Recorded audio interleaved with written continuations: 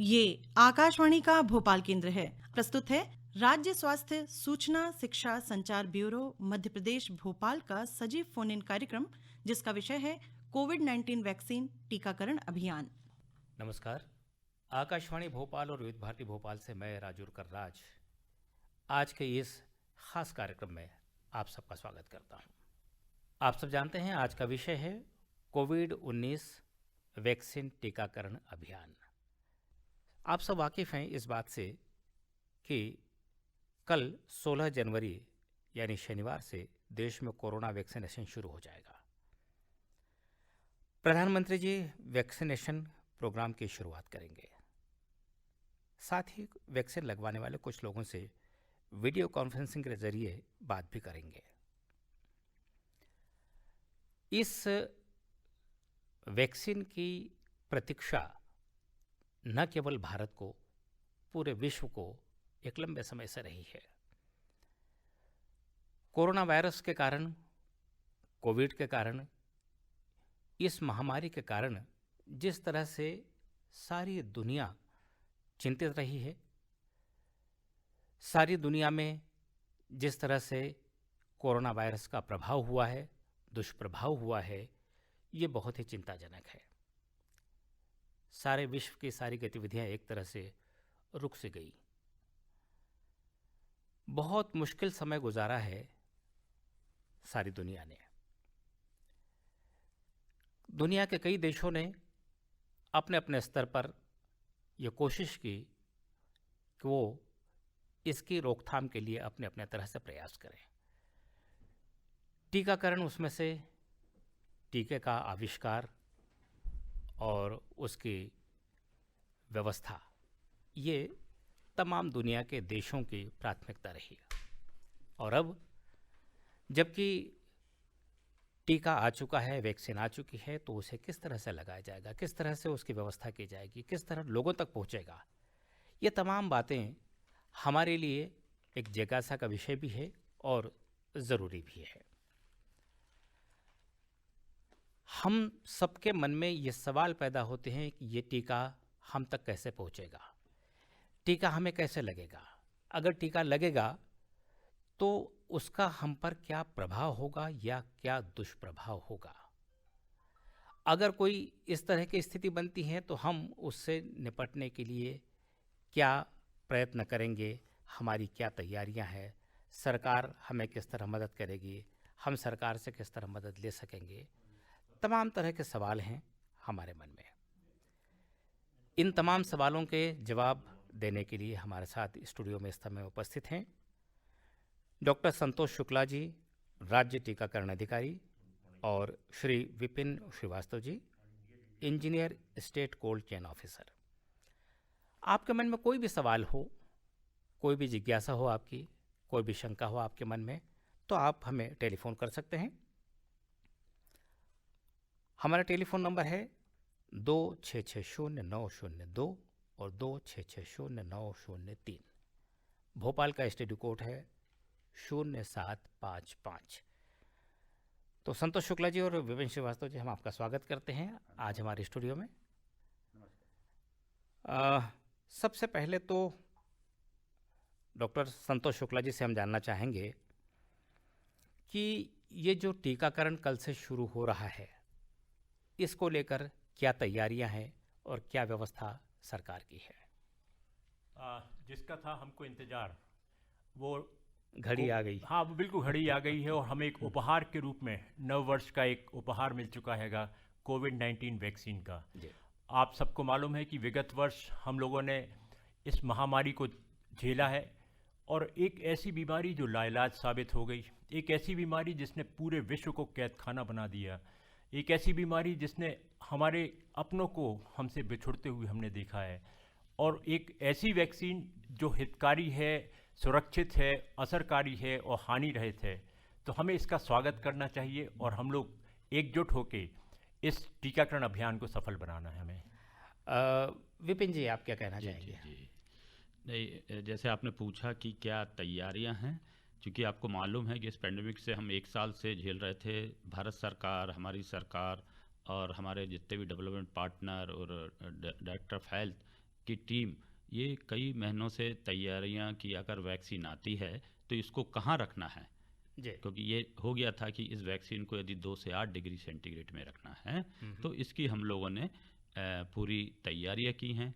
और इसके लिए हम लोगों ने कोल्ड चेन का स्पेस बढ़ाया है। हमारे इसके साथ लगने वाले जो निडल सिरिंज है, आपको मालूम है इसमें चूँकि सरकार का है कि सबको लगना है, तो हमारे बेनिफिशरी बढ़ गए हैं। जी रूटीन में तो हम बच्चों को लगाते थे 0 से 1 साल तक, वो हमारे पास 19 लाख का टारगेट रहता था। जी। प्रेग्नेंट वीमेन 21 साल की, उन्हीं के हिसाब से हमको वैक्सीन आता था। लेकिन ये रिवर्स हो गया है कि हमको एडल्ट को लगाना है और नंबर ऑफ बेनिफिशरी हमारे बहुत ज़्यादा हो गए हैं। तो उसके हिसाब से हर स्तर पे walking cold room, cold chain, PSC में कैसे ट्रांसपोर्ट करना है, कैसे स्टोरेज करना है, कैसे डिस्ट्रीब्यूशन करना है, ये सब हम लोगों ने प्लानिंग की है। तो शुक्ला जी, श्रीवास्तव साहब, हम अभी आपसे और बात करेंगे आगे। इस समय हमारे साथ एक श्रोता हैं टेलीफोन लाइन पर, हम उनसे बात करते हैं। जी हेलो जी नमस्कार। मेरे को दोनों डॉक्टर साहब को नमस्कार करता हूँ। हाँ नमस्कार। कृपया अपना परिचय दीजिए। सर मैं रोहित बोल रहा हूँ इटारसी से। आप जो सबसे आपका तो सर धन्यवाद है कि कोरोना के संकट काल में कोरोना वार्ड से आप बनकर सर प्रकट हुए, है ना। हम सबके लिए गर्व की बात है कि हमने कोरोना पे जीत पा चुके हैं, लगभग वैक्सीन आ चुकी है। जी सर मैं अपने सवाल पे आता हूँ। सवाल ये है मेरा कि सर अगर वैक्सीनेशन दिया जाएगा, वैक्सीन लगेगी, तो उसका असर कितने समय तक रहेगा शरीर पे?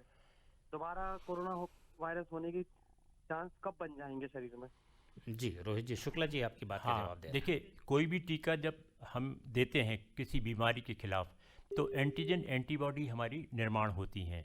एंटीजन एंटीबॉडी निर्माण के लिए 2 कंडीशन होती हैं कि क्या हमने टीके के जो खुराक हैं पूरी ली। ये जो कोविड-19 वैक्सीन है, ये 2 खुराक में दी जा रहा है। आज अगर हमने लगाया तो इसके 28 दिन बाद दूसरा खुराक देना होता है। अगर एक ही टीका लगा के हम दोबारा नहीं आए तो आप आंशिक सुरक्षित हैं, आप कभी भी बीमारी से झगड़ सकते हैं। जब दोनों ही टीके आपने प्राप्त कर लिए हैं तो आपको अगले 6 महीने तक, जैसा कि अभी तक हमने कंपनी लिटरेचर में भी पढ़ा है, 6 महीने तक आपको आवश्यक रूप से सुरक्षा मिल जाती है। यानी ये माना जाए कि रोग प्रतिरोधक क्षमता उस टीके का कारण विकसित हो जाएगी। बिल्कुल जी। एक और सवाल हम तक आ रहा है। हेलो जी नमस्कार। हेलो जी कौन सा बोल रहे हैं? नमस्कार सर, मेरा नाम रुद्राक्ष है। जी रुद्राक्ष जी जी मैं पूर्णतः दृष्टिबाधित हूँ सर। जी, कहाँ से बोल रहे रुद्राक्ष जी? मैं जिला खंडवा मध्य प्रदेश से बात कर रहा हूँ। सबसे पहले तो मध्य प्रदेश के सभी आकाशवाणी केंद्रों को धन्यवाद कि उन्होंने इतना अच्छा कार्यक्रम उन्होंने बनाया। जी आपका बहुत बहुत धन्यवाद।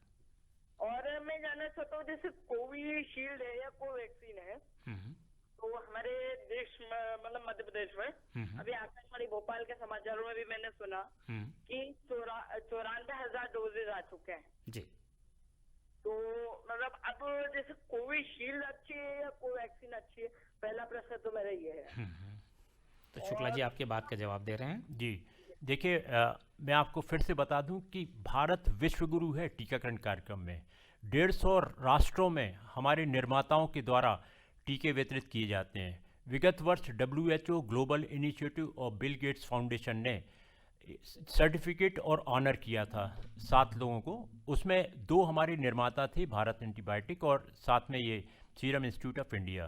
तो ये हमारे लिए मैडम गर्व और गौरव की बात है कि हमारे निर्माताओं की कद्र न केवल इंडिया बल्कि इंडिया के बाहर 150 राष्ट्रों में हो रही है। जी जी और क्या सवाल है दूसरा आपका?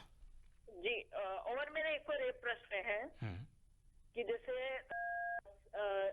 अभी जैसे वैक्सीनेशन लगेगा तो वहाँ मतलब कुछ समय के लिए रुकना पड़ेगा, मतलब जैसे वैक्सीनेशन लगने के बाद, जैसे अभी मैंने न्यूज में बीच में सुना था कि कुछ समय यहाँ पे रुकना पड़ेगा कुछ समय के लिए जी वैक्सीनेशन लगने के बाद। जी हाँ, उस समय किस तरह के यानी कि उपचार दिए जाने वाले हैं, और अगर मान लो किस तरह की तकलीफ होती है उसको, बुखार वगैरह, पेन वगैरह, तो उसको किस तरह का मतलब समाधान दिया जाने वाला है? बहुत अच्छा सवाल है। आमजन के लिए भी ये फ़ायदेमंद रहेगा इसका उत्तर। देखिए, ये जो कोविड टीकाकरण कार्यक्रम हम लोग कल 16 तारीख को राष्ट्रीय स्तर पर लॉन्च करने जा रहे हैं, तो इसमें हम आपको थोड़ा सा जानकारी दे दें कि हम किस प्रकार से टीकाकरण सत्र का आयोजन करेंगे। पहले जो लगता था आंगनवाड़ी में लगता था, बच्चों और गर्भवती महिलाओं को टीके लगते थे। ये पहली बार देश में हो रहा है कि युवा, प्रौढ़ और वृद्धों को टीका लगाया जा रहा है। तो इसके लिए हमने एक विशेष व्यवस्था ये की है कि हम 3 कमरों की हमने व्यवस्था करी है।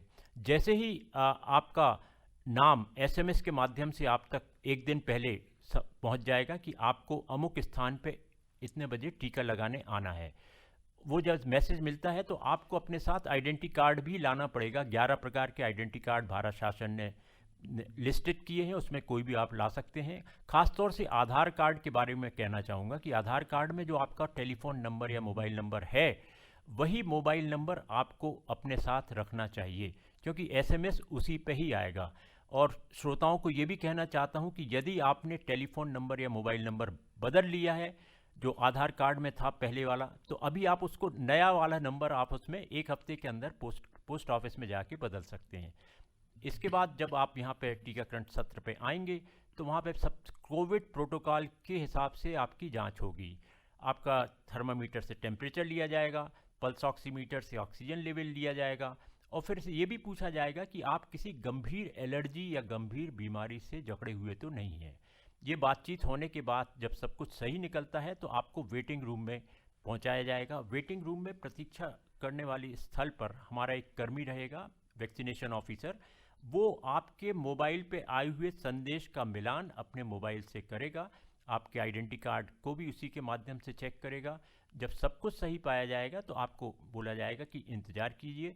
इसके बाद वैक्सीनेशन रूम है, जैसे ही आप वैक्सीनेशन रूम की ओर अग्रसर होंगे तो वो हमारा जो वैक्सीनेशन ऑफिसर वेटिंग रूम में आपसे कहेगा कि ये विंटर के जो आपके स्वेटर वगैरह है इसको निकाल लीजिए, क्योंकि दाहिने कंधे पे आपको टीका लगेगा, इंट्रामस्कुलर लगेगा मांसपेशी में, और वो करीब करीब दर्द रहित टीका होता है। हमारी प्रशिक्षित एएनएम आपको टीका लगा देगी, और उसके बाद 4 संदेश भी ये दिया जाएंगे आपको कि देखिए आप 30 मिनट तक बाजू वाले कमरे में हमारा ऑब्जर्वेशन रूम है, वहाँ पे इंतज़ार कीजिएगा। इसके बाद सामान्य प्रतिक्रियाएं क्या होती है ये भी आप समझ लीजिए। कोई भी बाहरी तत्व शरीर में प्रवेश करता है तो थोड़ा सा असर दिखाता है। अगर असर दिखा रहा है इसको मान के चलना चाहिए कि मुझे बीमारी से लड़ने की ताकत शरीर में प्रवेश हो गई है। सब पॉजिटिव सोच के साथ बैठिए आप। थोड़ा सा दर्द, मामूली सी खुजली, दरदरे, ललामी, ये सामान्य प्रतिक्रियाएं हैं। हल्का सा बुखार भी आ सकता है 24 से 48 घंटे। थोड़ा बहुत सिर में दर्द या बॉडी एक भी हो सकता है। तो जब इतनी बड़ी बीमारी से आपको लड़ने का सुरक्षा कवच मिल रहा है तो थोड़ा सा दर्द सहने की शक्ति हमें बढ़ाना होगी।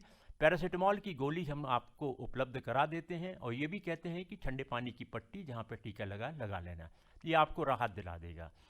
कुछ लोगों को जो हाइपर सेंसिटिव रहते हैं, अगर कुछ तकलीफ, घबराहट, बेचैनी या कुछ भी ऐसी तकलीफ होती है तो वहाँ पे तुरंत आपको देखरेख के लिए हमने पूरी समुचित व्यवस्था की है। हमारे पास 108 की गाड़ी, 102 की गाड़ी भी रहेगी, एम्बुलेंस व्यवस्था भी रहेगी, हमारे डॉक्टर भी वहाँ पे उपलब्ध रहेंगे। तो कोई डरने की ज़रूरत नहीं है, सब कुछ बढ़िया है। इसमें जो जब टीके आते हैंगे तो उनका समुचित टेस्ट किया जाता है। समुचित टेस्ट में ये बताया गया कि लाखों में एक आध को इस प्रकार से हाइपर जिसको बोलते हैं रिएक्शन होता है।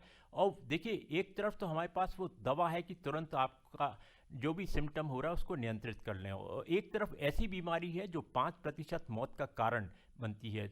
तो अगर हम लाख में एक केस के लिए अगर इसको हम तौलें कि हमारे कितने लोग हमसे बिछुड़ जाएंगे, तो वो हज़ारों में होते हैं। तो हमें इस रूप में हमें निर्णय लेना चाहिए कि नहीं, थोड़ी सी तकलीफ के लिए हम अपना निर्णय टीके के प्रति ही रखेंगे। बहुत बहुत धन्यवाद। आपके शंका का समाधान हो चुका होगा, उम्मीद करते हैं। इससे पहले कि हम एक श्रोता से बात करें, शुक्ला जी, एक छोटी सी जिज्ञासा मेरी है जी कि ये जो टीकाकरण शुरू हो रहा है तो किसे सबसे पहले आप चुन रहे हैं, कैसे चुन रहे हैं? क्या किसी को आवेदन करना होगा या सरकार खुद तय कर रही है कि किसे टीका लगाया जाएगा? बहुत अच्छा सवाल है। देखिए, भारत शासन टीकाकरण कार्यक्रम को संचालित करती है, गाइडलाइन देती है, उपकरण देती है, वैक्सीन। तो नीति निर्णय जो लिए गए हैं वो ये है कि जो स्वास्थ्यकर्मी जब कोरोना का बीमारी महामारी के रूप में चल रही थी, हम सब अपने अपने घरों में बंद थे, वो सिर्फ जूझ रहे थे बीमारी से फ्रंट लाइन में, तो उनको प्राथमिकता और उनका हक बनता है कि उनको हम सबसे पहले सुरक्षित करें। तो हमारे प्रदेश में 4 लाख, लगभग 4,50,000 के व्यक्ति ऐसे चुने गए हैं, हेल्थ केयर वर्कर, वो प्राइवेट और गवर्नमेंट सेक्टर के भी हैं, और उनको सबसे पहले टीकाकरण किया जाएगा कल 16 तारीख को। अब जब टीकाकरण हम कल करने जा रहे हैं तो उसमें भी निर्देश हैं कि हम फ्रंट लाइन में कौन सा था, मेरा सफाई कामगार, उसको सबसे पहले हम टीका लगाने जा रहे हैं। उसके बाद हमारे हर शहर के जो चुनिंदा चिकित्सक हैं, नामी ग्रामी, वो हमारा ब्रांड एम्बेसडर बने, सेलिब्रिटी बने इस प्रोग्राम के, उनको नाम दिया है। और शेष जो सूचीबद्ध हुए हैं, जो हमने एक कोविन पोर्टल तैयार किया है, कोविन पोर्टल के माध्यम से जो सूचियां तैयार हैं, 100 लोगों को एक दिन में 9 बजे से 5 बजे तक टीकाकरण का समय रहेगा। 100 लोग आएंगे, वही आएंगे जिनको सूचीबद्ध किया है। तो मेरा आपसे फिर से आग्रह है कि अपना इंतज़ार करें, अपने वक्त का इंतज़ार करें। आप हर एक को टीका मिलेगा, मगर जो तरीका हैगा, पहले हेल्थ केयर वर्कर, दूसरा है front line worker. Front line में हमारा defence, home ministry, police, CRPF, BSF, नगर निगम और रेवेन्यू, ये खास तौर से रहेंगे। फ्रंट लाइन जो हमेशा फ्रंट में काम करते हैं, इनको मौका मिलेगा। और इसके बाद हाई रिस्क ग्रुप चुना गया है, वो है 50 साल से अधिक उम्र के लोग, और साथ में अगर डायबिटीज़, ब्लड प्रेशर और कैंसर की बीमारी से भी पीड़ित हैं तो उसमें उम्र का बंधन नहीं रहेगा। डॉक्टर साहब, अभी आपसे और बात करते हैं। एक श्रोता है हमारे टेलीफोन लाइन पर, उनसे बात कर लें। हेलो। हाँ, मैं सिंहपुर बड़ा से राजेश नेमा बोल रहा हूँ जी। और ये बहुत महत्वपूर्ण कार्यक्रम है। मैं बहुत बहुत धन्यवाद देना चाहता हूँ, बहुत बहुत शुभकामनाएं। बहुत बहुत धन्यवाद जी। मेरा आज का ये प्रश्न है जी कि टीकाकरण के बाद मास्क लगाना सही है और क्या क्या सावधानियां इसमें करना होंगी, क्या क्या परहेज करना होंगे, और साथ में खान पान का भी क्या परहेज करना होगा, एवं इसके बाद अगला टीका कब लगेगा? आपकी बात का जवाब दे रहे हैं विपिन श्रीवास्तव जी। आपने बहुत अच्छा प्रश्न पूछा है कि ये जो टीका है, कि ये टीका लगने के बाद, वैसे ही सरकार कह रही है कि टीका लगने के बाद हमको भी प्रिकॉशन रखना है, सावधानी रखना है। जैसे आपने देखा कि इसे पूरे भारतवर्ष में हमारे यहाँ पे जो additional director doctor Shukla ji साहब जो आपसे जुड़े हुए हैं, इन्होंने एक एब्रीवेशन, एक संक्षिप्त सुरक्षा का नारा दिया था, SMS। आप लोगों ने सुना होगा SMS। S मतलब सोशल डिस्टेंस, M मतलब मास्क लगाना है, S मतलब सैनिटाइज करना है। इन तीनों का भी टीका लगने के बाद हमको पालन करना है। SMS क्यों? कि लोग ध्यान नहीं करते। SMS से आपको एकदम ध्यान रहता है कि यार इन तीनों का हमको पालन करना है। दूसरा, जब आपको पहला टीका लगता है तो उसके बाद दूसरा टीका 28 दिन बाद लगता है। दोनों टीके लगने के बाद ही हमारी इम्यूनिटी एकदम तेजी से बढ़ती है। अब इसमें खान पान की है, इसमें खान पान का कोई बंधन नहीं है। इसमें आपको हाई प्रोटीन जो रूटीन में आप खाना खाते हैं वो आपको खाना है, और लेकिन साथ में मास्क भी लगाना है, सैनिटाइज भी करना है, और सोशल डिस्टेंस लोगों से आपको रहना है। ठीक। राजेश जी, आपकी शंका का समाधान हो चुका होगा, उम्मीद करते हैं। श्रीवास्तव जी, एक कॉल लेने से पहले आपसे बात जानना चाहता हूँ। एक स्लोगन जो चल रहा था कि जब तक दवाई नहीं तब तक ढिलाई नहीं। हाँ। लेकिन अब जब टीका आ चुका है तो ऐसी क्या बात है कि अभी भी हमें जो SMS का आपने जिक्र किया है उसका पालन करना है? देखिए, आपको मालूम है कि हमारे हिंदुस्तान की पॉपुलेशन 135 करोड़ है, मध्य प्रदेश की हमारी 8.5 करोड़ है। हम वैक्सीन लगाते जाएंगे। तो आप अभी जिनको वैक्सीन नहीं लगी है और जिनको लगी है, वो दोनों को ही SMS का पालन करना है, क्योंकि जब तक हमारी, ये मैंने कहा ना, आपने आज वैक्सीन लगाया, ये नहीं कि उसी दिन आपकी इम्यूनिटी बढ़ गई है, तो 28 दिन तक वेट करना है।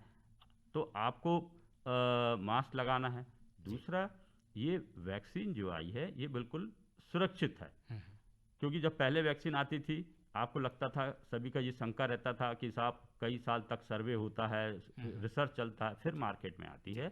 उस समय हम लोग जब वैक्सीन चाहे BCG का है या पोलियो का है, जितनी वैक्सीन आई है, उस ज़माने में हम लोग हाई साइंटिफिक नहीं थे। जी बैलगाड़ी का ज़माना था, जी। रिसर्च हो रही है, रिपोर्ट जा रही है, WHO से अप्रूवल आ रहा है, और आप जानते हैं आज हम ऑनलाइन हैं। जी इमीडिएटली साइंस का युग है, साइंस के नंबर ऑफ साइंटिस्ट हमारे बढ़ गए हैं, जी। नंबर ऑफ इंस्टीट्यूशन बढ़ गए हैं, गवर्नमेंट की कई चीज़ें सपोर्ट कर रही हैं, इसलिए आप ये वैक्सीन जल्दी आ गई है। जी। लेकिन सुरक्षित की दृष्टि से जैसे निर्देश हैं, जैसे आप बता रहे हैं कि आता है कि जब तब वैक्सीन आने के बाद भी हमको इन्हीं SMS का पालन करना करते पड़ेगा। रहना। बहुत बहुत धन्यवाद। एक सवाल आ रहा है हमारे श्रोता का। हेलो जी, नमस्कार जी।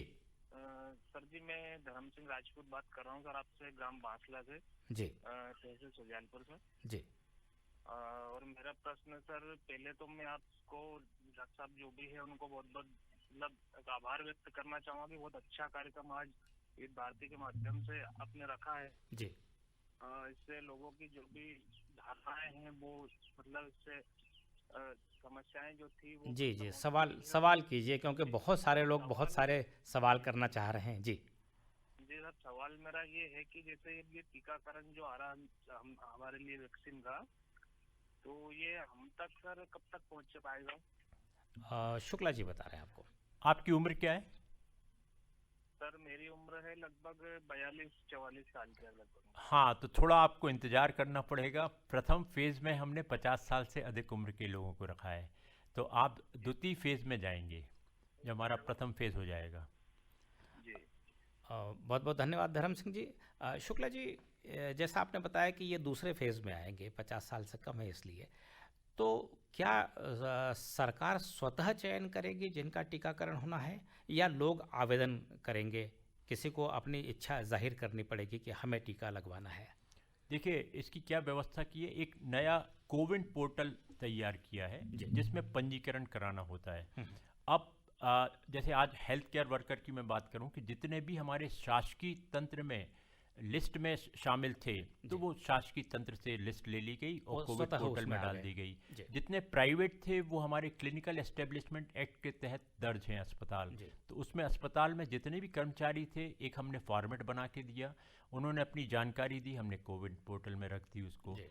अब जितने भी हमारे 50 साल से अधिक उम्र के लोग हैं, वो वोटर हैं भारतवर्ष में, वोटर लिस्ट से उनके नाम हमारे पास पहुंच जाएंगे, स्वतः पहुंच जाएंगे। डायबिटीज़, ब्लड प्रेशर और कैंसर की हमारा एक NCD कार्यक्रम चल रहा हैगा, नॉन कम्युनिकेबल डिजीज़ का। हर अस्पताल में ये सुविधा है कि आप फ्री में अपना जांच करा लें। तो अभी भी कई लोगों ने जिन्होंने जांच नहीं कराई है, कृपया अपना ब्लड प्रेशर, अपना ब्लड शुगर और कहीं कोई कैंसर की संभावना तो नहीं है, एक बार अपना जांच करा लीजिए। अभी आपने एक प्रोग्राम देखा होगा डॉक्टर रेड्डी का, जब सौरव गांगुली जी एडमिट हो गए थे, तो उनका जब जांच रिपोर्ट आई है, पूरे देश ने सुनी कि हमारे लोग अपना खुद का स्वास्थ्य का ख्याल ही नहीं रखते हैं। इतने बड़े सेलिब्रिटी, कभी उन्होंने अपनी जांच ही नहीं कराई और एकदम से कम उम्र में हार्ट अटैक हो गया। तो मेरा आप सबसे इस प्रोग्राम के माध्यम से यह भी अनुरोध है कि 40 साल में हमारा शरीर करवट बदलता है, हमें मालूम होना चाहिए कि अंदर क्या बदलाव आया है, और उसका चेहरा देख के नहीं बता सकते हैं अंदरूनी।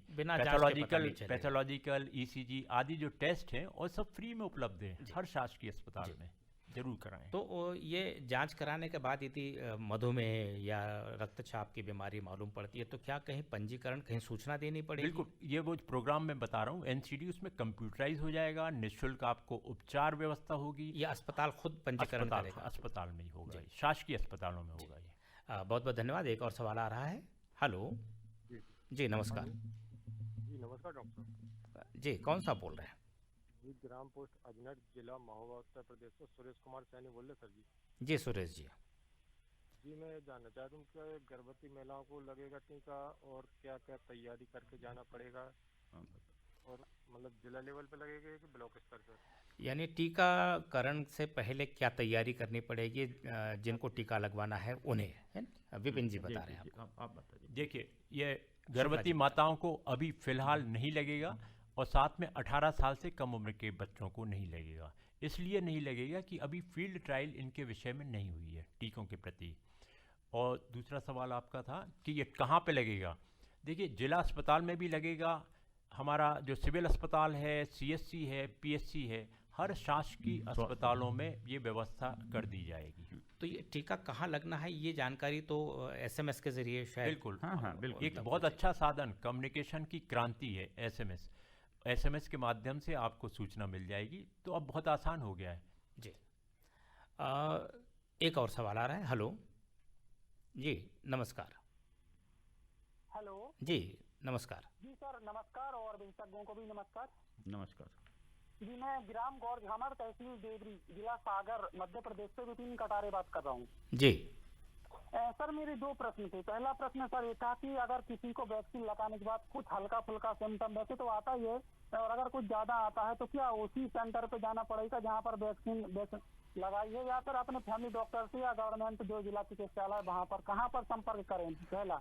और दूसरा ये था कि सर भारत में 2 वैक्सीन तैयार हुई है, एक भारत बायोटेक की और एक और इसका नाम मुझे याद नहीं सीरम इंस्टीट्यूट। जी, तो मध्य प्रदेश में क्या ये दोनों लगाई जा रही हैं या फिर एक ही अभी मतलब उपलब्ध हुई है, ये जानना था मुझे। और ये दोनों प्रश्न थे सर मेरे। पहली तो आपको ये बता दें कि सीरम इंस्टीट्यूट का कोविशील्ड अभी हमारे पास आई है, और होने से आगे महीनों में हो सकता है हम लोग को सभी प्रकार की वैक्सीन उपलब्ध होगी। दूसरा आप ये कह रहे हैं कि अगर AFI होता तो AFI adverse event following immunisation अगर आपको होता है, तो इसके लिए हमने जितने भी हमारे शासकीय अस्पताल हैं वहाँ पे इलाज की व्यवस्था है। तो इसमें कोई बंधन नहीं है कि आपका जहाँ टीका लगा आप वहीं जाइए, जो भी आपके पास में अस्पताल है वहाँ पे हमारी पूरी सुविधाएं हैंगी, हमारे सब किट है, हमने उन सबको प्रशिक्षण कर दिया है, तो इलाज की निःशुल्क व्यवस्था रहेगी। बहुत बहुत धन्यवाद नितिन जी। अच्छा डॉक्टर शुक्ला जी, जैसे कि हम बार बार ये कह रहे हैं कि कल से टीकाकरण शुरू हो रहा है, और आप ये बता रहे हैं कि शासकीय स्तर पर ये प्रयास हो रहा है, क्या कोई हमारे श्रोताओं के लिए जागरूकता के लिए ये बात बताना ज़रूरी है कि अगर कोई निजी चिकित्सक या निजी चिकित्सालय ये कहता है कि हम टीकाकरण कर रहे हैं, तो क्या ये संभव है, क्या इस बात पर भरोसा करना चाहिए? बिल्कुल, देखिए हमने अब जो टीकाकरण कार्य योजना बनाई है कि कहाँ कहाँ लगेगा, शासकीय तंत्र के अलावा उन प्राइवेट अस्पतालों में भी हम लगाने जा रहे हैं जहाँ पे कि 100 से ज़्यादा उनके हितग्राही हैं जी। उन बड़े अस्पतालों में भी लगाने जा रहे हैं। और आने वाले समय में हम जब काफ़ी संख्या लोगों की होगी, करोड़ों में जब लगाएंगे, तो हमारा जो टीकाकरण केंद्र है वो भी विकसित करेंगे जी। सार्वजनिक स्थलों पे, चाहे वो पंचायत भवन हो, स्कूल हो, धर्मशाला हो, हम अनेक वो वाले स्थान को भी लेने जाएंगे जी। पिछले दिनों डॉक्टर साहब सोशल मीडिया पर और अखबारों में भी इस बात की बात आई थी, और इलेक्ट्रॉनिक मीडिया पर भी ये बात उठी थी कि कुछ लोग ये कह रहे हैं फर्जी तौर पर कि हम इसका टीका दे रहे हैं, हमारे आप रजिस्ट्रेशन करिए और आप पैसा दीजिए। इसको लेकर बहुत सारी बातें चली थी, तो इसकी क्या खुलासा करेंगे आप? देखिए, टीकाकरण कार्यक्रम भारत शासन की गाइडलाइन के अनुसार किया जाता है, और राष्ट्रीय स्तर पे सिर्फ हम लोग जिला जो टीकाकरण अधिकारी है और मुख्य चिकित्सा अधिकारी, इनकी निगरानी में पूरा कार्यक्रम सुसज्जित होता है। प्राइवेट सेक्टर को समूह में अभियान के रूप में टीका लगाने की बिल्कुल पाबंदी है। तो इस प्रकार अगर कोई आपको बोलता है कि मुझे रजिस्ट्रेशन करना, बिल्कुल आप तुरंत हमारे जो मुख्य चिकित्सा अधिकारी इनको सूचित करिए कि इस प्रकार की लोग बाग दिग्भ्रमित कर रहे हैं। कहीं भी सामूहिक रूप से टीका लगाने की पात्रता किसी को भी इस देश में नहीं है। क्या इसके लिए कोई शुल्क भी है? जो टीकाकरण कल से शुरू होगा, इसका कोई शुल्क है? बिल्कुल, पैसा देना पड़ेगा? फिलहाल ये निःशुल्क है जी। एक और सवाल आ रहा है। हेलो जी, नमस्कार। हेलो, नमस्ते सर जी, बताएं शुभ नाम आपका क्या है? उमाशंकर पटेल बोल रहा था, ग्राम पेपरिया चमारी, तहसील बंडा, जिला सागर, मध्य प्रदेश से। जी सर, मेरा प्रश्न पहला ये है कि जैसे कोई सामान्य व्यक्ति है, उसके लिए टीका लगाया जाना है, कहीं आजू बाजू की कोई भी जगह हो, वो निश्चित नहीं है जगह, ठीक है, तो उसका सामान्य व्यक्ति को मालूम कैसे पड़ेगा कि टीका लग रहा है और उसका नंबर लगा हुआ है? मेरा दूसरा प्रश्न ये है सर कि जैसे हमें अन्यथा किसी को भी एलर्जी है और ये टीका लगना है, तो इसमें कोई परेशानी, कोई दिक्कत तो नहीं आएगी कि पहले इसकी मतलब इलाज होगा एलर्जी का कि टीका ही लग जाएगा? ये मेरे दो प्रश्न है सर। जी, विपिन जी बता रहे हैं आपको। ये आपने बहुत अच्छा क्वेश्चन पूछा है। कि टीका है, मैं सेकंड से करता हूँ कि एलर्जी है, आपको कुछ है, हमारी ऐसी व्यवस्था है, जब आपका रजिस्ट्रेशन होगा आपको एसएमएस जाएगा कि आपको किस संस्था में टीका लगाना है। तो टीका आपको जहाँ का आपका रजिस्ट्रेशन होगा उसके आसपास जो संस्था रहेगी वहीं हमारा सेशन रहेगा। तो वहाँ पे जब आप टीका लगाने जाएंगे तो वहाँ पे हमारा जो पहला वैक्सीनेटर ऑफिसर है आपका चेकअप करेगा, आपका वो टेम्परेचर लेगा, आपके बारे में जानकारी पूछेगा। यदि टेम्परेचर 100 से ज़्यादा है या आपको कोई ज़्यादा एलर्जी है तो वो हो सकता है कि अगर एलर्जी इस तरह की है कि उसमें गाइडलाइंस में टीका नहीं लगाना है तो वो आपको मना कर सकता है। और दूसरा क्वेश्चन क्या था आपका? कैसे पता चलेगा कि टीका हमारा लगना है? हाँ, वही मैंने बोला था कि टीका आपका लगना है और आपको कैसे पता चला कि टीका लगा है। देखिए, ये जब आप रजिस्ट्रेशन कराएंगे तो आपका मोबाइल नंबर रहेगा, तो मोबाइल नंबर पे आपको एसएमएस आएगा कि टीका आपको इस संस्था में लगाना है। जब आप वहाँ जाएंगे आपका पूरा चेकअप होगा और जब आपका टीका लग जाएगा तो वहाँ पे हमारा जो सॉफ्टवेयर है उसमें फिर आपकी पूरी डिटेल भरी जाएगी और आपको फिर मैसेज आएगा कि आपको टीका लग गया है। टीका लगने के बाद आपको वहाँ का हमारा वैक्सीनेटर नंबर 3 जो है वो आपको वहाँ पे जो वेटिंग रूम है वो वहाँ पे आधे घंटे बैठने को कहेगा। यदि अगर कुछ सिम्टम्स होते हैं कि आप वेयर नहीं कर पा रहे हैं तो इमीडिएटली, जैसे डॉक्टर शुक्ला साहब ने बोला है कि वहाँ सब व्यवस्था है और अभी तक जितनी भी सर्वे हुआ है, जो रिपोर्ट आई हम लोगों को, टीका लगाने के बाद कोई भी AE5 के चांसेस निल हैं बिल्कुल। तो इसलिए आप बिल्कुल सुरक्षित रहेंगे। बहुत बहुत धन्यवाद उमाशंकर जी। विपिन जी, ये जो आपने बताया कि किस तरह से व्यवस्था रहेगी, जी जी जी जी। एक छोटी सी बात ध्यान में आती है कि यदि कोई व्यक्ति गंभीर रूप से अस्वस्थ है, हाँ हाँ, और उसकी बारी आ गई टीकाकरण की, जी जी जी, या अस्वस्थ नहीं है लेकिन अचानक उसे कोई ऐसा आपातकालीन काम आ गया है जिसकी वजह से वो टीकाकरण के लिए नहीं पहुंचता है, जी तो उसे क्या करना होगा? देखिए, आपको मालूम है कि ये हर चीज़ कंप्यूटराइज है, जी। सॉफ्टवेयर बेस है। जी। अभी तक ये है कि पहले तो कोशिश करें कि यदि अगर आपका नंबर आ गया है तो आप टीका लगवाइए। जी। अब यदि आप टीका लगवाने के बाद वहाँ पहुँचते हैं और आप सोशल डिस्टेंस में, जैसे आपने बोला कि सपोज करो आपका दूसरा नंबर है जी। और आपको वहाँ से अर्जेंट जाना है, जी। तो कंप्यूटर में जब आपका नाम है तो अभी तक कंप्यूटर सॉफ्टवेयर में अब ये हम लोग जो डेली रिव्यू होता है तो ये भी चल रहा है, क्योंकि ये पूरा जो सॉफ्टवेयर है वो भारत सरकार के कंट्रोल में है। जी। तो इस तरह से वो प्लानिंग कर रहे हैं कि भाई अगर कोई छूट जाता है तो उसको फिर कैसे रजिस्ट्रेशन करना पड़ेगा।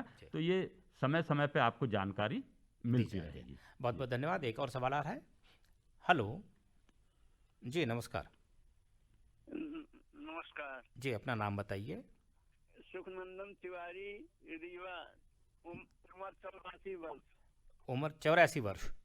जी जी जी जी। ब्लड प्रेशर और डायबिटीज जी से पीड़ित हूँ जी। पिछले 20 सालों से। डॉक्टर पीके बघेल को दिखाता हूँ, उन्हीं के परामर्श से दवाई देता हूँ। अब पिछले 10 माह में केवल 3 बार 2 बार डॉक्टर को दिखाया, एक बार बैंक जीवन प्रमाण पत्र देने गया था। जी। अकेले रहता हूँ, कोई देख रेख करने वाला मेरा नहीं है, मुझे कैसे टीका लगेगा? जी। शुक्ला जी, क्या व्यवस्था हो सकती है? देखिए, आप बिल्कुल ना करने वाले आप ही लोग हैं। जी जी जी, सुखनंदन जी आपकी बात का जवाब दे रहे हैं। देखिए, आप भले ही किसी भी रोग से पीड़ित हैं, दवाइयों से वो नियंत्रण में है, और इसलिए आपका जब भी नंबर आएगा तो आप टीकाकरण जरूर कराएं, क्योंकि आपका श्रेणी हाई रिस्क ग्रुप में है। जब हमारा किसी भी बीमारी से शरीर जकड़ा होता है तो हमारी प्रतिरोध शक्ति कमज़ोर हो जाती है, तो ऐसे लोगों को टीकों की बहुत ज़्यादा ज़रूरत होती है। तो आप बिल्कुल ना घबराएं, आपकी सुरक्षा में एक निवेदन मैं कर नहीं पाता हूँ घुटने के कारण, गठियाबात होने के कारण। देखिए, तो जैसे जा पाऊंगा? सुनिए, आप जैसे हम लोग वोटर में देखते हैं, आप कई फोटो देखी होंगी, बहुत 102 साल की वृद्ध महिला को हम लोग ने सपोर्ट करके पहुंचाया, तो आपको सपोर्ट मिलेगा। जो वॉलेंटियर हैं वो आपको हेल्प करेंगे, वो आपको कोई चिंता करने की बात नहीं है। और जब आपका टीकाकरण नंबर आएगा उस समय हमने व्यवस्था भी की है कि हमारे हर सब सेंटर में हमारी आशा है, आंगनवाड़ी कार्यकर्ता है, वो जैसे आपने देखा कि इम्यूनाइजेशन जब बच्चों का होता है तो वो घर घर जाके बताते हैं कि आपको दूसरे दिन टीका लगाना है। तो ऐसे भी हम फाइंड करेंगे, जैसे आपने अपना बताया है कि वो खुद आपको हेल्प करेंगे। जब आपका सूची जब तैयार होती नामावली तो पिन कोड लिया जाता है, तो पोस्टल पिन कोड के आधार पे वहाँ पे हमारी कार्यरत आंगनवाड़ी आशा हैं, उन तक सूची पहुँचा दी जाएगी और आपको कितना सपोर्ट चाहिए ये वो देख लेंगी और हमारे पास 108 गाड़ी होती है, वो निःशुल्क परिवहन कर देती है। तो सुखनंदन जी, आपको चिंता करने की बिल्कुल आवश्यकता नहीं है। बहुत बहुत धन्यवाद। आपकी मदद की जाएगी सरकार की तरफ से और स्वास्थ्य विभाग की तरफ से। एक और सवाल हम तक आ रहा है टेलीफोन के जरिए। हेलो जी, नमस्कार। नमस्कार, सौरभ बोल रहा हूँ, अम्बेडकर चौक से सागर। जी सौरभ जी। जी सर, मैं पूछना चाहता हूँ आंगनवाड़ी महिलाएं हैं जो वर्कर, उनको किस फेज में रखा गया है वैक्सीनेशन के लिए? प्रथम फेज, वो हमारे स्वास्थ्य कर्मी में ही जुड़े हुए हैं। आपने देखा कंधे से कंधा मिला के एएनएम के साथ टीकाकरण करवाती हैं, हर राष्ट्रीय कार्यक्रम संचालित करती है, तो उनको प्रथम फेज में आंगनवाड़ी को रखा गया है। जी सर, और ये फेज जो हैं वो लगभग कितने समय चलेंगे? जैसे पहला फेज कब तक चलेगा? देखिए, ये हम जैसे 4,50,000 के लगभग हमारे जो हितग्राही तैयार हुए हैं, तो हम 100 हितग्राहियों को एक सत्र पे लगा रहे हैं। 150 सत्र प्रतिदिन अपन लगाएंगे, तो उसके हिसाब से आप हमें ये देखना पड़ेगा कि हम हमारे जो 4 लाख हैं, अभी 2,25,000 को हम शुरू में इस महीने लगाने जा रहे हैं, तो उसके हिसाब से जैसे जैसे समय होता जाएगा उनका पूरा हो जाएगा टीकाकरण। बहुत बहुत धन्यवाद सौरभ जी। डॉक्टर साहब, एक सवाल मेरे मन में आता है कि अभी जो आप नाम चुन रहे हैं, ये आप स्वयं चुन रहे, सरकार चुन रही है, विभाग चुन रहा है, और लेकिन अगर कोई व्यक्ति चाहता है कि उसे अभी टीका नहीं लगवाना है, उसका नाम तो आ गया है लेकिन वो नहीं चाहता कि वो नहीं लगवाना है, तो क्या यह स्वैच्छिक है या अनिवार्यता है? देखिए, शासन ने इसको स्वैच्छिक प्रोग्राम के अंतर्गत लिस्टेड किया है, मगर हम लोग जागरूक हैं। हमें मालूम है कि हमें एक ऐसी बीमारी से हम लोग जूझ रहे हैं जो अभी अंत में नहीं होने वाली, अभी ख़त्म नहीं होने वाली है।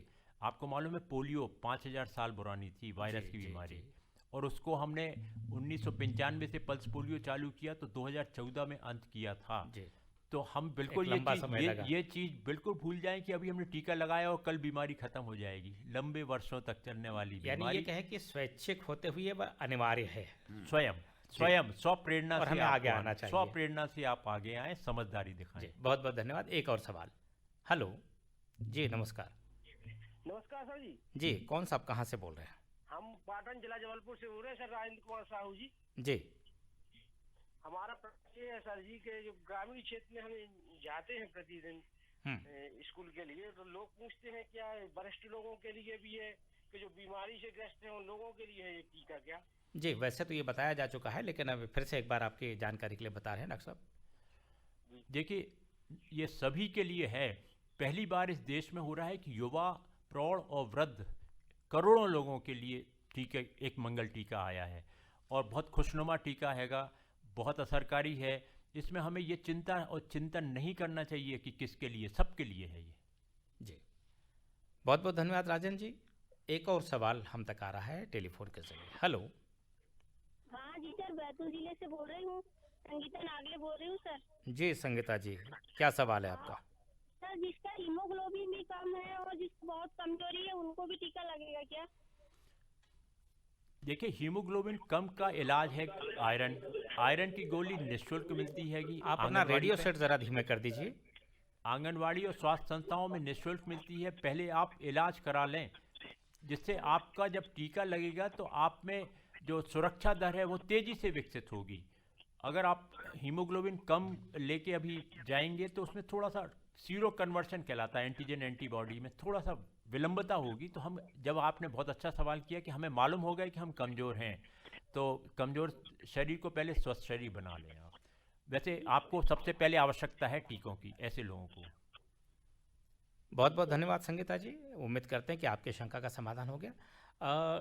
डॉक्टर शुक्ला जी, ये जो वैक्सीनेशन का कार्यक्रम कल से शुरू हो रहा है, क्या लगता है कि कितना समय लगेगा हमें यह अभियान इस पहले चरण को पूरा करने में?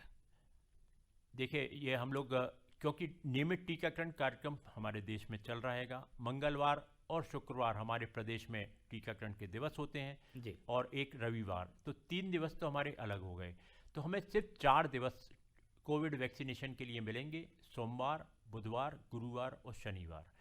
तो 4 के हिसाब से हम 14-15 दिन ही कोविड वैक्सीनेशन का कार्य प्रति माह करेंगे, क्योंकि हमारी जनसंख्या बहुत ज़्यादा है और हर एक को हमें टीका लगाना है। तो ये हमें जैसा कि बताया गया है कि 2022 तक टारगेट किया है 30 करोड़ लोगों को टीकाकरण करने का। जी।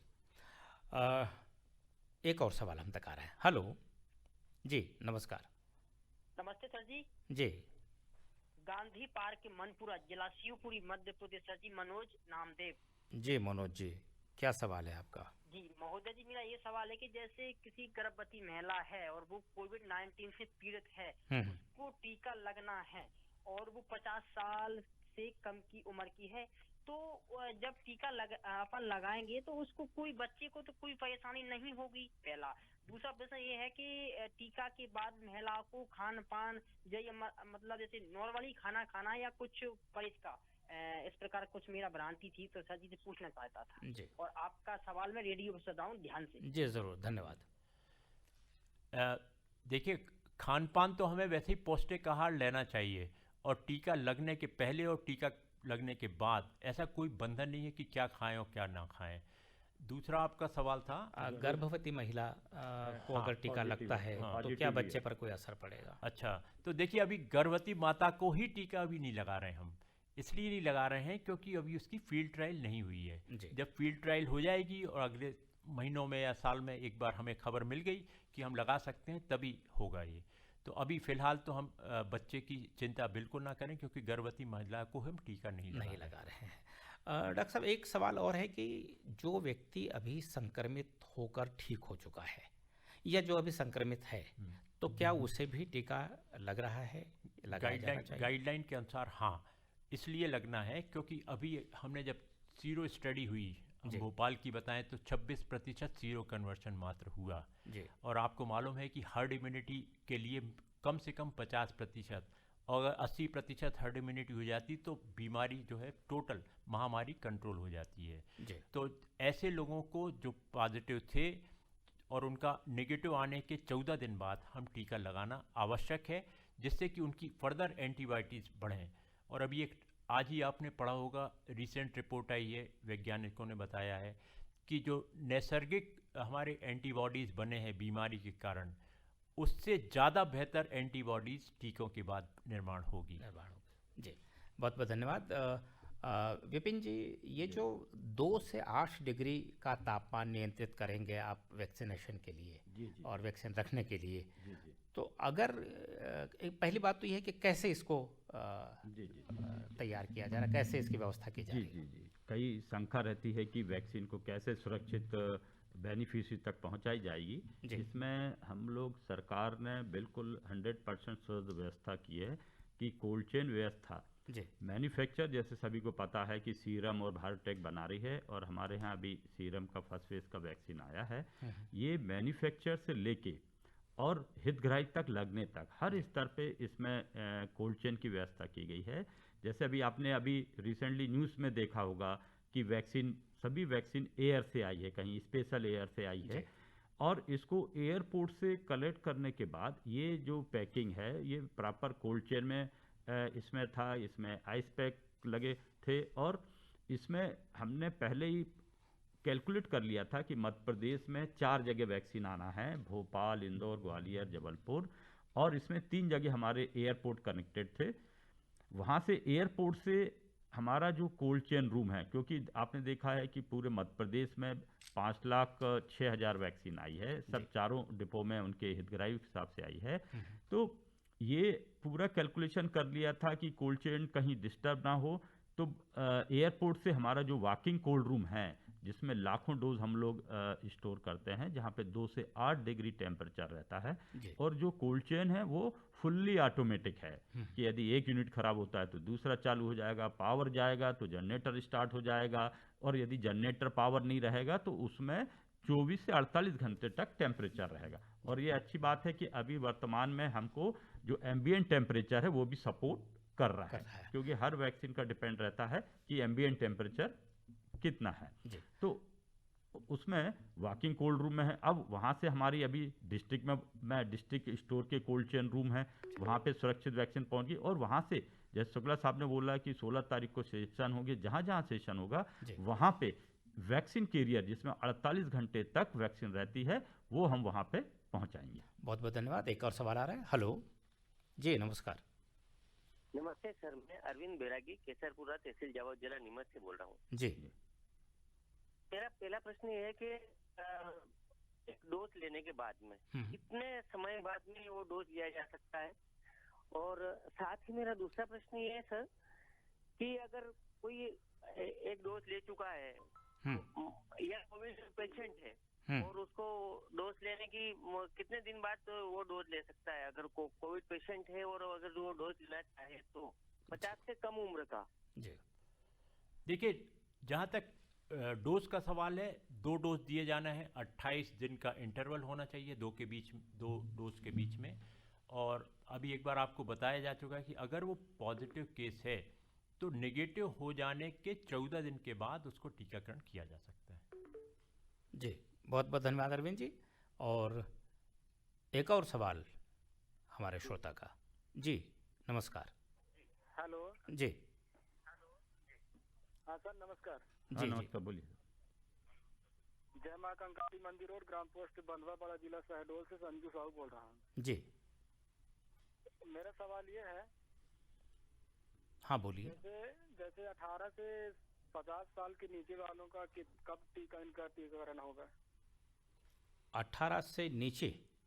18 से ऊपर वालों का और 50 से नीचे वालों। अच्छा जी, ये आपको बताया कि हमारा जो सेकंड फेज होगा वो होगा हमारे फ्रंटलाइन वर्कर का। इसके बाद तीसरी फेज में आप लोग का आएगा 18 से 50 साल। और कुछ पूछना चाहेंगे साहू जी? साहू जी से हमारा संपर्क टूट गया है। ये किस तरह से जानकारी लोगों तक पहुंचाएंगे कि उनका नाम आ चुका है और उन्हें वहां पहुंचना है? देखिए, एक तो जानकारी है हमारा प्लेटफॉर्म आईटी का, जिसमें एसएमएस एक दिन पहले पहुंचेगा। इसके पहले हमारे पास एक बहुत बड़ा सोशल मोबिलाइजेशन नेटवर्क है। आंगनवाड़ी है, आशा है, पंचायत विभाग है, शिक्षक है। हम लोग सबको जागरूक कर दिए हैं और उनके पास सूचियां भी कि इस गांव में या इस वार्ड में कौन कौन को चयनित किया गया है हितग्राही के रूप में। तो एक मोबिलाइजेशन के लिए हमारा जो नेटवर्क है वो आपको जागरूक करेगा। एक और सवाल आ रहा है। हेलो जी, नमस्कार। नमस्ते सर। जी, मैं रानी तलिया छतरपुर मध्य प्रदेश से आपका नियमित श्रोता रशीद अहमद खान। जी रशीद जी। हाँ, तो एक छोटे छोटे 2 क्वेश्चन है सर। जी। एक तो ये कि जैसे 18 साल से नीचे उम्र के बच्चों को नहीं लग रहा है, तो कॉलेज गोइंग स्टूडेंट या स्कूल गोइंग स्टूडेंट जो हैं वो उनके प्रिकॉशन, उनकी सुरक्षा की क्या व्यवस्था रहेगी? एक बात, मतलब कितना सेफ रहेगा उन लोगों का इधर उधर आना आवागमन उनका? जी। दूसरा क्वेश्चन सर ये हमारा कि इसकी डोज कितनी है, मतलब 0.25 ml है या ½ ml है, मतलब लेफ्ट हैंड में लगना है कि राइट में लगना है? और मतलब एक डोज लगने के बाद दूसरी डोज दूसरे अलग अलग हाथों में लगेगी कि एक ही जगह लगना है सर? इंट्रामस्कुलर है या सबकट है? बहुत अच्छा सवाल तकनीकी रूप से आपने किया, लगता है आप स्वास्थ्य कर्मी हैं। तो मैं आपको बता दूं कि दाहिने हाथ में डेल्टॉइड मसल होती है, कंधे की जो मांसपेशी उसको डेल्टॉइड बोलते हैं। 90 के कोण में 0.5 ml, आधा ml लगेगा। एडी सिरिंज से लगेगा। एडी सिरिंज यानी समझते हैं आप कि हमने जब वैक्सीन खींची तो 0.5 पे वो आके अटक जाएगी और हमने आपको जब लगाया तो वहाँ पे लॉक हो जाएगी। इतनी अच्छी प्रिकॉशन के साथ वो टीके लगाए जाएंगे। दूसरा, आपने 18 साल का 18 साल के बच्चों का प्रकाशन रखा? हाँ, 18 साल से कम उम्र के बच्चों का प्रकाशन, ये सिर्फ बच्चों के लिए, हम लोगों के लिए भी है। हमने अगर टीका लगा लिया तो ये ना सोचें कि हम स्वच्छंद घूमें, बीमारी का खतरा फिर भी रहेगा। और जब तक रहेगा जब तक हम लोग हर्ड इम्यूनिटी डेवलप नहीं कर लेते हैं समाज में। तो हमारा पब्लिक हेल्थ का एक कंसेप्ट होता है कि बीमारी से बचाव बेहतर है।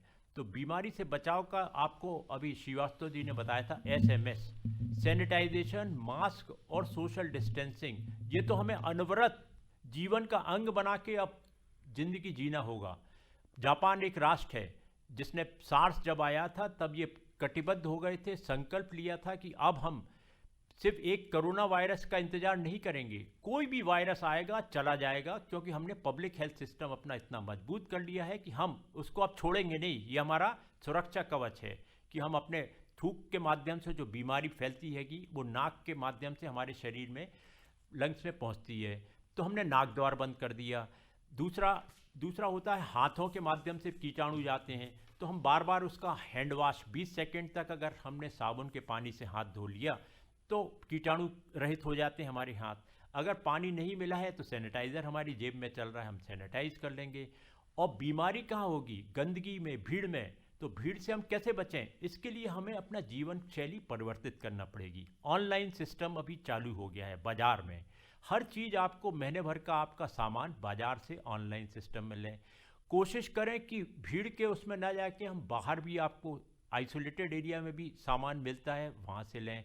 और मास्क और मास्क, ये तो आप बिल्कुल आप कसम खा लीजिए कि मैं घर से घर तक मास्क ही उपयोग करूंगा।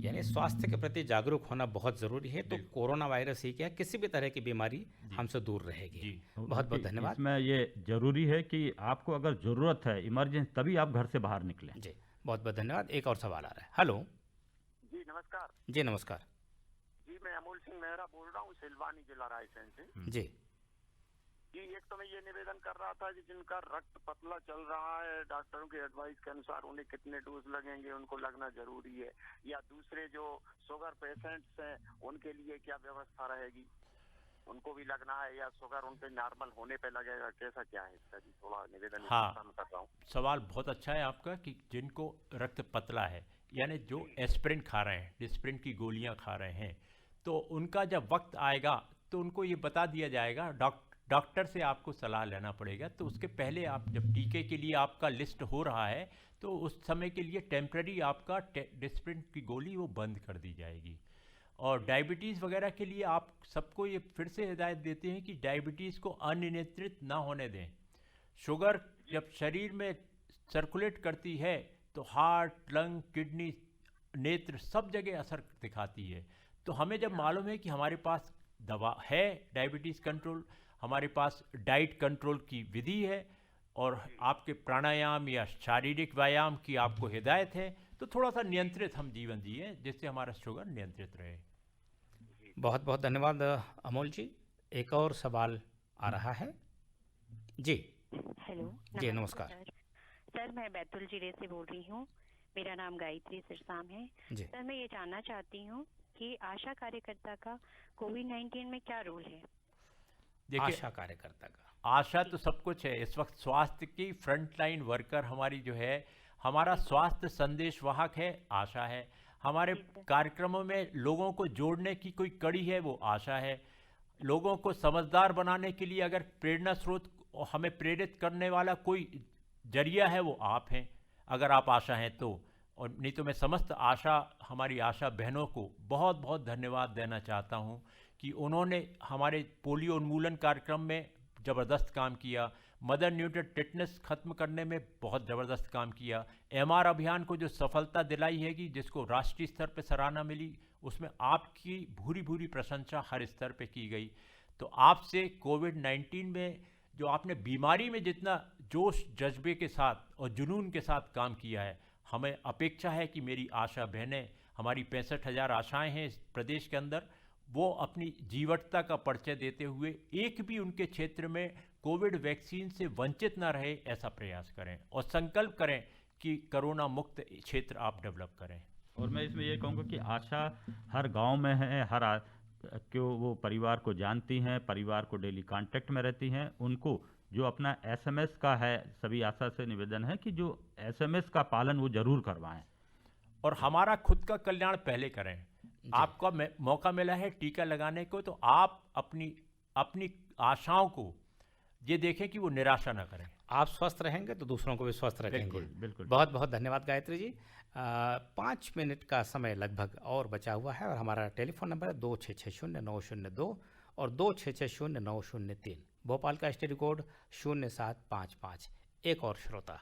हेलो हाँ जी जी नमस्कार। मैं रश्मि मालवीय बोल रही हूँ जबलपुर से। जी रश्मि मेरा जी। ये प्रश्न है कि आम आदमी को रजिस्ट्रेशन के लिए क्या करना है, उसकी प्रक्रिया क्या रहेगी? देखिए, आम आदमी से मतलब हम समझ रहे हैं कि हमारा जो वोटर है 18 साल से अधिक उम्र को हमने वोटर लिस्ट में शामिल किया है। तो आप बिल्कुल निश्चित रहिए, आपको कुछ नहीं करना है। अगर आप वोटर नहीं हैं, हाँ ये ज़रूर मैं बताना चाह रहा हूँ, मैं तो ये सोचता था कि 100% हमारा देश का नागरिक वोटर है। मगर जब इस प्रकार से जब हम कोविन पोर्टल की पंजीयन विधि से जुड़े और लोगों से चर्चा चालू की, तो मुझे तो अभी एक मेरे पत्रकार बंधु से मुझे मालूम हुई कि वो वोटर लिस्ट में नहीं है। तो कृपया 100% लोग इस देश के नागरिक वोटर लिस्ट में शामिल हों।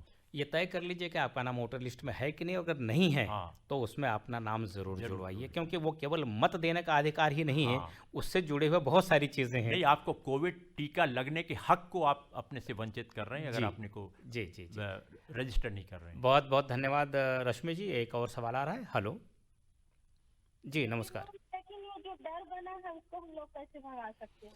देखिए मैडम, बहुत अच्छा सवाल किया है। डर के बारे में मैं बात भी करना चाह रहा था और मौका नहीं मिल रहा था। मैं बताऊं आपको, अशिक्षा और अज्ञानता ही इस देश में डर का, भय का, भ्रांति का निर्माण करती है। आप सांप को आपने देखा नहीं है, इसलिए आप रस्सी को सांप समझ लेते हैं। इसी प्रकार से मैं, क्योंकि 1985 से लगातार 35 वर्षों से टीकाकरण कार्यक्रम संचालित कर रहा हूं और 8 राज्यों में जाके मैंने टीकों का प्रोग्राम देखा है, तो मैं आपको यकीनन पारदर्शी ढंग से बताना चाहूँगा कि इस देश में जब 1985 में मीजल्स टीका इंट्रोड्यूस हुआ था, जैसे कल कोविड इंट्रोड्यूस हो रही है, तब बहुत ज़्यादा चर्चा थी कि बीसीजी का 50% ही गुणवत्ता है। और मैं चाइल्ड स्पेशलिस्ट हूँ, जब 20 बिस्तर का वार्ड राउंड लेता था तो हर तीसरा बिस्तर पे टीबी मेनिंजाइटिस होती थी। मगर 1-2 साल में जब बीसीजी लगना चालू हुआ तो टीबी के कॉम्प्लिकेशन, टीबी से होने वाली मौत दर में एकदम से कमी देखी। तो यही हम आपको बता दें कि टीकों से डरना नहीं है, हमें उसको मित्र मानना है, हमारा दुश्मन नहीं मानना है। शुक्ला जी, बहुत सारी बातें हमने की है और बहुत सारे सवाल भी आए हैं, जिज्ञासाएं भी आए। बहुत अच्छा समाधान आपने किया। लगभग 2 मिनट का वक्त हमारे पास बचा हुआ है। क्या और कहना चाहेंगे आप इस बारे में? ख़ासतौर पर एक बात मैं ये कहना चाहता हूँ कि अगर किसी का नाम उसमें नहीं आया है और वो व्यक्ति चाहता है कि उसे ज़रूरत है कि टीका लगाए, तो क्या स्वयं भी प्रयत्न कर सकता है? नहीं, जैसा आपको मैंने अभी बताया कि हमने जो सूची का निर्माण कर रहे हैं, एक आम जन के लिए वोटर लिस्ट के माध्यम से, खास लोगों के लिए वो हमारा जो 50 साल से अधिक उम्र है वो तो हमारा वोटर लिस्ट में ही है। मगर जो बीमार लोग हैं, बीमारी को तो हमें ढूंढना पड़ेगा और हम आप तक घर घर नहीं पहुंच सकते जांच के लिए। आप खुद आइए, प्यासा जो है वो कुएं के पास पहुंचे। इसी प्रकार आप अगर लग रहा हैगा कि आपको बहुत ज़्यादा वीकनेस हो रही है, वजन घट रहा है, जो सिम्टम है, या आपको सिर दर्द हो रहा है, घबराहट होती है, तो बीपी के सिम्टम है, ब्लड शुगर के सिम्टम है, तो आप जांच जरूर कराइए आप लोग। जी विपिन जी, चलते चलते आप क्या कहना चाहेंगे? कुछ नहीं, मैं सभी हितग्राहियों से यही संदेश देना चाहता हूं कि कोविड के लिए एसएमएस का पालन जरूर करें, क्योंकि एसएमएस जो वर्ड है वो आपको मालूम है, अदर स्टेट लोग एसएमएस का एडवर्टाइजमेंट कर रहे हैं। जैसे आपको मालूम है सोशल डिस्टेंस, मास्क, सैनिटाइजर, ये स्लोगन जो है कि हमारे डिपार्टमेंट से ही निकला है कि लोगों को याद रहे। और तो इसमें ये जरूर आप इसका पालन करें। 30 सेकंड में शुक्ला जी। जी, मेरा आप सबसे आग्रह है कि जब राष्ट्रीय स्तर पे वैक्सीन लॉन्च हो रही है, राष्ट्रीय वेस्टेज बचाने के लिए, देखिए एक शीशी में 10 लोगों की टीका रहता है। आपका नाम लिखा है एक एक टीके पे जो आप पंजीयन किया है, तो कृपया अपने जिस दिन आपको बुलाया जा रहा है अवश्य जाएं, दूसरे काम छोड़ के पहला काम सर्वोच्च प्राथमिकता देते हुए अपना अपना टीकाकरण कराएं। बहुत बहुत धन्यवाद डॉक्टर संतोष शुक्ला जी और श्री विपिन श्रीवास्तव जी, आप हमारे स्टूडियो में आए और श्रोताओं के शंकाओं का समाधान किया, सवालों के जवाब दिए। अब यह कार्यक्रम आज का हम यहीं समाप्त करते हैं। मैं राजूर कर्राज आकाशवाणी से अब आपसे आज्ञा चाहता हूँ। नमस्कार। नमस्कार।